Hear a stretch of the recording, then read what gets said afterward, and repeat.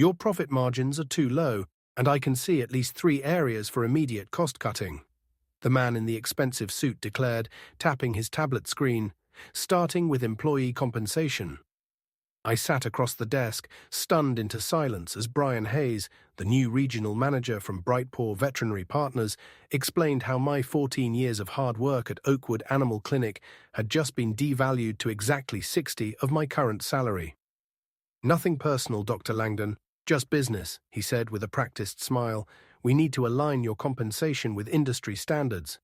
My name is James Langdon. I'm 41 years old, and I've spent my entire professional life caring for the animals of Lexington, Kentucky. What started as a job at a small family-owned veterinary practice right out of vet school had evolved into something I had poured my heart and soul into. I was the one who'd helped the clinic grow from a 2-room operation to the trusted community fixture it had become." "I understand this is a transition period," I replied calmly, though my heart was pounding. "When would these changes take effect?" "Next pay cycle," Brian answered, already looking back at his tablet. "We'll need your decision by Friday." When old Dr. Harrington decided to retire and sell the practice, we were all nervous. But he'd reassured us that Brightpaw would maintain the clinic's values. "They understand what we've built here," he'd said during the announcement dinner. Now, 3 weeks after the sale was finalized, I was facing a choice between a massive pay cut or walking away from the practice that felt like my second home. It was the place where I'd trained every vet tech, where I knew hundreds of pets by name, and where clients specifically requested me for their animals' care. "I appreciate your transparency," I said, standing up. "I'll have my decision for you by Friday." Brian nodded without looking up. As I walked toward the door, he called after me, "Oh, and James, we're implementing a new scheduling system next week. The training manual is in your email." Outside his office, I paused by the reception desk where Valerie was updating patient records. She'd been our receptionist for 12 years, and her concerned expression told me she already knew. "You too?" I asked quietly. She nodded. 30 cut plus reduced hours. "What are you going to do?" I whispered, mindful of the clients in the waiting room. Valerie glanced at the families with their beloved pets. A golden retriever patiently sitting beside an elderly man, a woman cradling a cat carrier, a child petting a rabbit in her lap. "I don't know yet," she replied, "but something tells me things are about to change around here, and not for the better." A sense of resolve began building inside me. This wasn't just about my salary. This was about everything we'd built, everything we stood for. I looked around at the clinic that had been my life's work and knew that something had to be done. I've always believed that being a good veterinarian means more than just medical expertise. It's about relationships with animals, yes, but equally with their humans. Over 14 years, I'd vaccinated puppies and later helped those same dogs cross the Rainbow Bridge. I'd sent handwritten sympathy cards after difficult losses and celebrated miraculous recoveries. My cell phone number was saved in countless family contacts as Dr. James for emergency consultations. My apartment walls were covered with thank you cards and photos of pets I'd treated. The refrigerator displayed drawings from children whose animals I'd saved. These weren't just clients, they were connections that ran deep. "You've worked with Brightpaw before, right?" I asked Thomas, our newest veterinarian, during lunch the following day. At 32, he joined us 6 months ago after working at a corporate practice in Nashville. He nodded grimly. 3 years. It always starts the same. Cost-cutting, then efficiency improvements, then pressure to upsell services. "And the care quality?" I asked, though I already suspected the answer. "Everything becomes about numbers," he replied. "How many patients you see per hour, how many additional services you sell, how much revenue you generate." He pushed his salad around. "That's why I left. Got tired of being told to recommend unnecessary dental procedures to meet monthly targets." Later that afternoon, between appointments, I called Dr. Harrington. After 30 years of practice, he'd retired to a cabin by the lake where he spent his days fishing and writing the veterinary memoir he'd always talked about. "I had no idea, James," he said, his voice heavy with regret. "Their representatives assured me they valued the practice's culture. I would never have sold if I'd known." "It's not your fault," I assured him. "You deserved your retirement." I just I need to make a decision, I said, the weight of it settling over me. What are you thinking? He asked. I hesitated. The idea had been forming in my mind, but saying it aloud would make it real. I'm considering opening my own practice. The silence on the line lasted only a moment. You should, he finally said. You've got the experience, the client relationships, and Lexington could use a clinic that still puts care above corporate margins. After we hung up, I sat in my office, looking at the degrees and certifications on the wall. My mind drifted to conversations with clients over the years, many of whom had expressed how grateful they were that we weren't one of those assembly line vet clinics. My thoughts were interrupted by a knock. It was Mark, our head technician for the past 8 years. Sorry to bother you, Dr. Langdon, but Mr. Peterson is here with Baxter. He specifically asked for you, even though he's technically scheduled with Dr. Morris today. Tell him I'll be right there, I said, standing up. As I prepared to examine the 10-year-old beagle I'd been treating since he was a puppy, I realized what I needed to do. The decision wasn't just about my salary anymore, it was about preserving something that mattered. Friday morning arrived with a clarity I hadn't felt in weeks. I had spent my evenings researching commercial real estate, equipment costs, and small business loans. I'd called 3 former colleagues who had successfully established their own practices. The more I explored the possibility, the more right it felt. I knocked on Brian's door at precisely 9. "Well, ma'am." "Come in," he called, his voice distracted. I entered to find him video conferencing with someone, his back half turned to the door. "I'll call you back," he told the screen before swiveling to face me. "James, good. Have you made your decision?" "I have," I replied, handing him an envelope. "This is my 2 weeks' notice." His professional mask slipped for just a moment, revealing genuine surprise. "You're quitting, over a standard market adjustment." "I'm pursuing a new opportunity," I corrected him, "and I wanted to inform you properly, with time to arrange coverage for my patients." Brian leaned back in his chair, studying me. "You know, I expected this reaction from some of the support staff, but not from you. You're a senior veterinarian. This is how corporate acquisitions work. Everyone needs to adjust." "I understand business realities," I said carefully, "and I've made a business decision of my own." He shrugged, already reaching for my resignation letter. "We'll have HR prepare your exit paperwork. I assume you'll be joining another practice?" "Something like that," I answered vaguely. The news of my resignation spread through the clinic like wildfire. By lunchtime, Mark, Maggie, and Thomas had all found moments to pull me aside. "Is it true?" Mark asked, his voice barely above a whisper as we stood by the filing cabinets.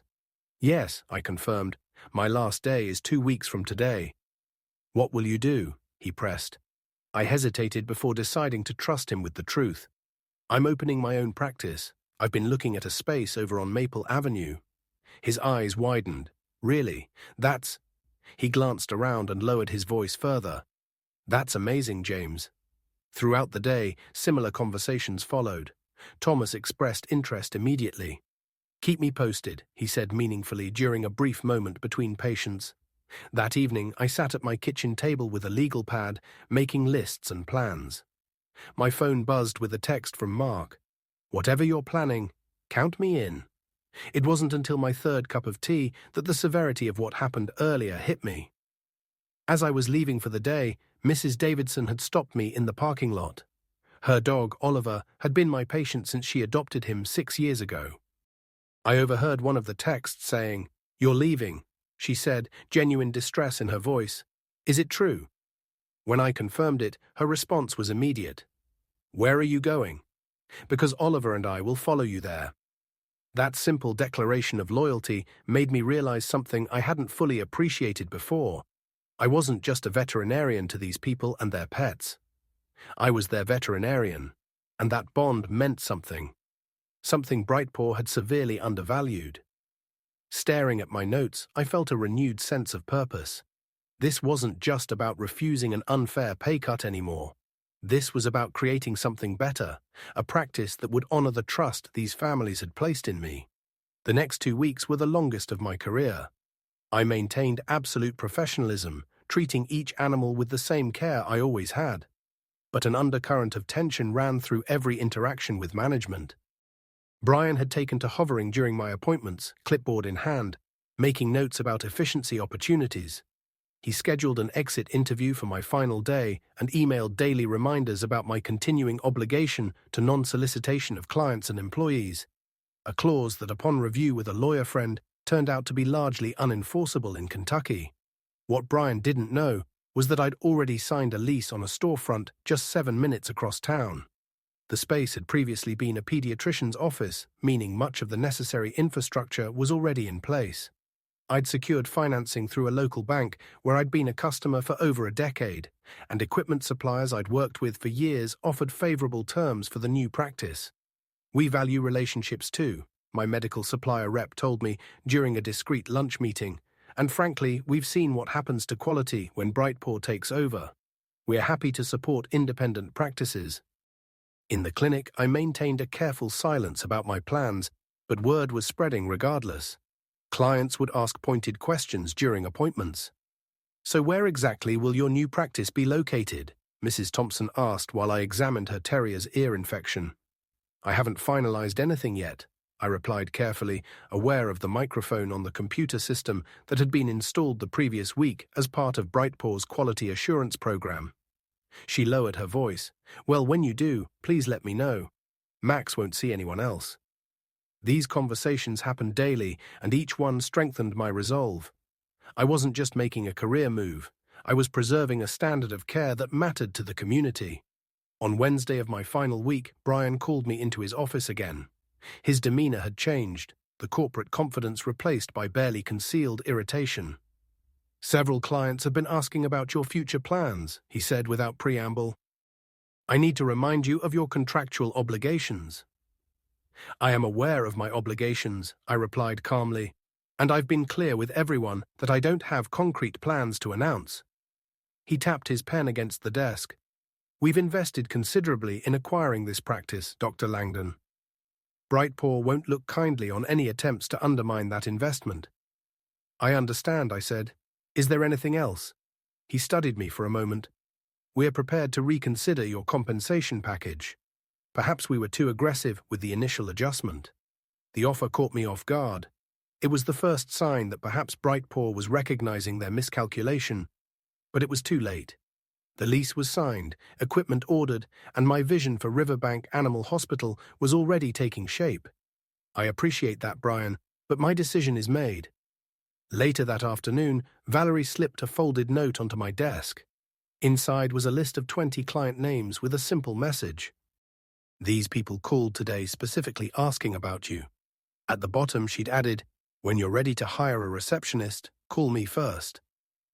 That evening, I met Thomas and Maggie at a coffee shop several miles from the clinic, far enough to avoid running into anyone from Brightpaw. Over lattes, I finally shared my plans in detail. "I've secured a location on Riverbank Drive," I told them. "It'll be called Riverbank Animal Hospital, opening in about 6 weeks if everything goes according to schedule." 6 weeks? Maggie repeated, her expression thoughtful. "My reduction in hours takes effect in 3. Interesting timing." Thomas leaned forward. "What's your staffing plan?" "I need a veterinarian who shares my philosophy of care," I said, meeting his gaze directly. "And an experienced lead technician." Their smiles told me everything I needed to know. By the time we left the coffee shop, my new practice had unofficially gained its first team members. The pieces were falling into place, but I had no idea that Brightpaw was about to force my hand in a way I never anticipated. My second-to-last day at Oakwood began with an unwelcome surprise. Posted on the break room bulletin board was a new fee schedule effective immediately, with price increases averaging 30 across all services. Basic vaccinations that had cost $45 were now $65. Dental cleanings jumped from $300 to $425. More disturbing were the new care packages, highlighted in bold bundled services that included tests rarely needed for healthy animals. The comprehensive wellness package included 3 separate screens that most pets simply didn't require at routine visits. "They're not even trying to hide it anymore," whispered Jenna, a young vet who had joined us just before the acquisition. "Dr. Morris already told me we need to recommend the premium package to every client today." My stomach tightened. This wasn't just corporate streamlining anymore, this was exploitative. When Mrs. Whitaker brought in her elderly cat, Chairman Meow, for his arthritis check, I found myself in an impossible position. The new protocols required me to recommend a full senior panel costing nearly $500, despite having run the same tests just 2 months earlier. "Is this really necessary so soon?" Mrs. Whitaker asked, her concern evident. Living on a fixed income, she budgeted carefully for her cat's care. "The new owners have implemented standard protocols," I explained carefully.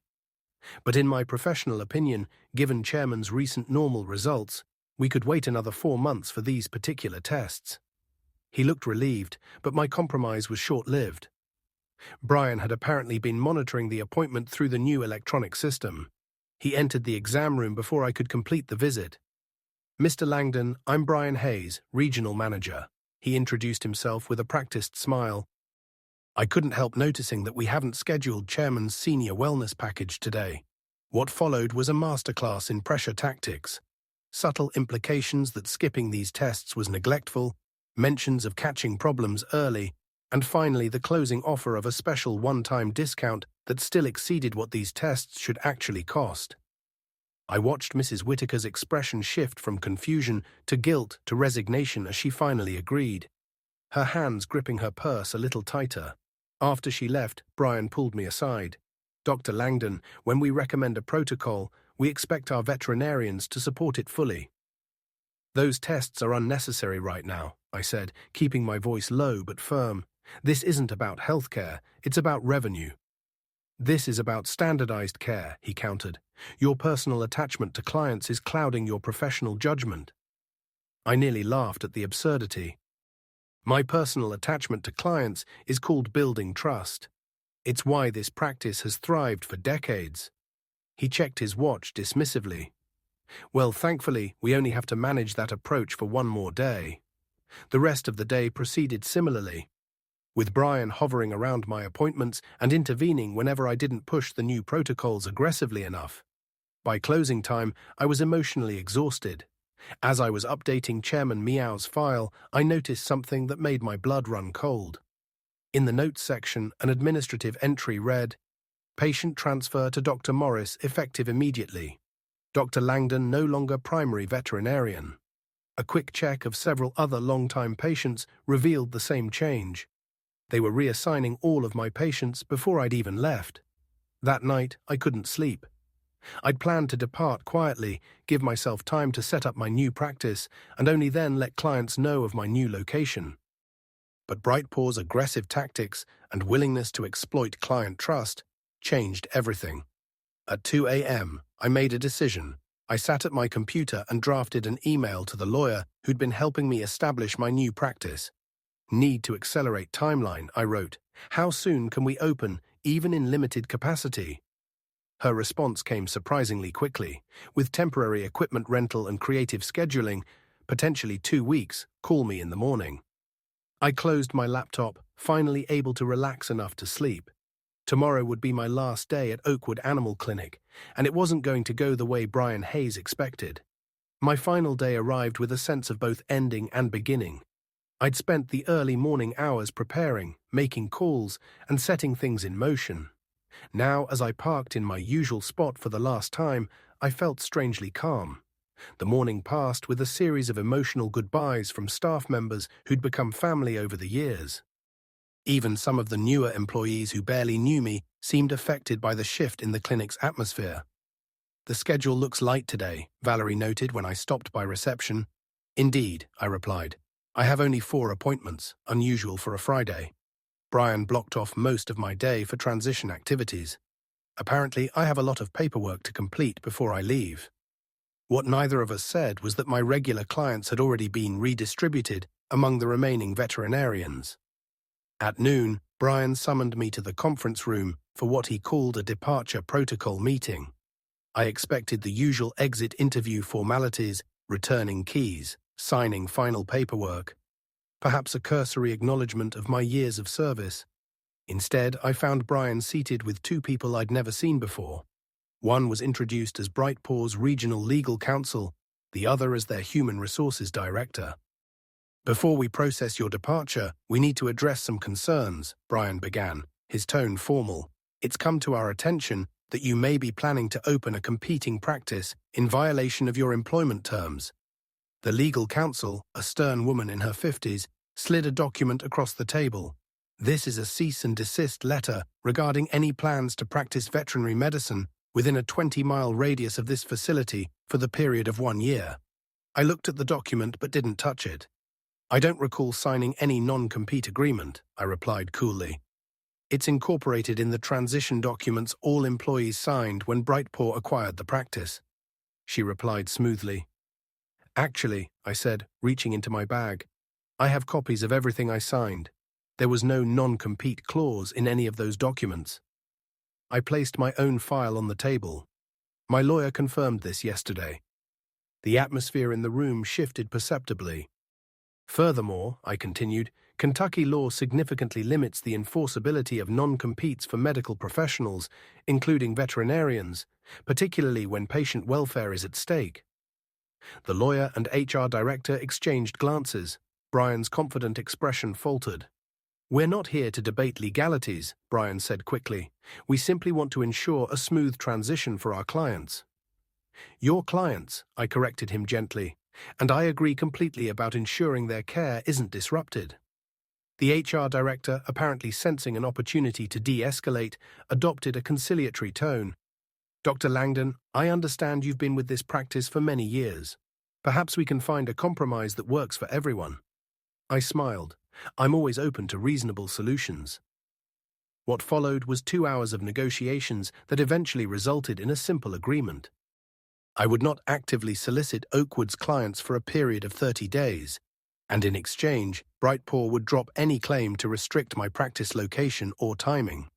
By the time we finished, I had officially completed my tenure at Oakwood Animal Clinic. I collected my personal belongings, said my final goodbyes, and walked to my car with a mixture of nostalgia and excitement. As I was pulling out of the parking lot, my phone chimed with a message from Valerie. Just overheard Brian on the phone with corporate. He said she's just one veterinarian. How much impact could her leaving possibly have? I smiled at her message and typed a quick reply. I guess we'll find out. What Brian and Brightpaw didn't realize was that I wasn't just leaving. I was already 2 steps ahead. The wheels were in motion and nothing would stop what was coming next. Riverbank Animal Hospital opened its doors exactly 17 days after my departure from Oakwood. The timeline had been ambitious, requiring round-the-clock work, temporary equipment rentals, and a skeleton crew working double shifts. But we made it happen. Thomas joined me as the second veterinarian. Maggie came aboard as our lead technician after her hours at Oakwood were reduced to part-time. Valerie gave her notice the day the new reception desk was installed, citing Brightpaw's hostile work environment in her resignation letter. Our first day was meant to be a soft opening, a chance to test systems with a handful of appointments before a proper launch the following week. I'd only personally called about 20 long-time clients whose pets had ongoing medical needs that I'd been managing. At 8:45 a.m., 15 minutes before our official opening, I looked out the front window to an astonishing sight. A line of people and pets stretched across our small parking lot and down the sidewalk. "Did you call all these people?" Thomas asked, eyes wide. "No," I said, stunned. "I only contacted a few with urgent needs." Valerie was already at the reception desk, logging into our new practice management system. "I think word got around," she said with a knowing smile. As we opened the doors, familiar faces poured in. Mrs. Peterson with Baxter the Beagle, the Garkas with their 3 rescue cats, Mr. Johnson and his ancient tortoise, Methuselah. Clients eyed by closing, that number had more than doubled. Every client had the same message. They followed their veterinarian, not the clinic brand. What touched me most were the small gestures of support. Clients brought homemade cookies, congratulatory cards, and small gifts for the new practice. One family even arrived with pizza for the staff lunch. That evening, as we finally closed the doors after an exhausting but exhilarating day, I received a text from a former colleague still working at Oakwood. Emergency meeting called for tomorrow morning. Apparently, the schedule is suddenly empty. The following week exceeded even my most optimistic projections. We quickly had to expand our hours and hire additional staff to accommodate the influx of patients. By the end of our first month, we had registered over 800 pets in our system, approximately 70 of Oakwood's former client base.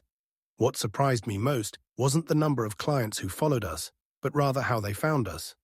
We had done minimal advertising, relying primarily on word of mouth and a simple announcement in the local paper. Yet clients kept coming, often mentioning that they'd heard about us from friends, neighbors, or community social media groups. The neighborhood pet groups have been buzzing about your new place, one client told me as I examined her Labrador puppy. Everyone's talking about how you stood up to that corporate chain. I hadn't intended to become a symbol of resistance against corporate veterinary care, but somehow that narrative had taken hold. People shared stories about their experiences with Brightpaw's new pricing and protocols, contrasting them with our transparent fees and individualized approach to care. 3 months after opening, I received an unexpected visitor. Dr. Harrington, my former mentor and the previous owner of Oakwood, came to tour the new practice. I had to see it for myself, he said, looking around with undisguised approval. You've created something special here, Jessica. As we walked through the clinic, staff and clients greeted him warmly, many expressing how much they missed him, but how happy they were with the new practice. I made a mistake selling to Brightpaw, he admitted quietly as we finished the tour. I should have approached you first. Everything worked out as it should, I assured him. Later that day, I received an email that brought everything full circle. It was from Brian Hayes requesting a meeting to discuss the veterinary landscape in Lexington. I smiled as I typed my response. I'm available next Tuesday at 2 p.m. Nothing personal, just business. Looking around at the thriving practice we'd built, filled with wagging tails, purring patients, and the team I trusted, I realized that sometimes the best revenge isn't just success, but creating the place you were always meant to. Cared for over the years, even decades in some cases. We saw on the community Facebook page that you were opening today, explained Mrs. Peterson. No one wanted to miss it. By lunchtime, we'd registered over 70 pets in our new system.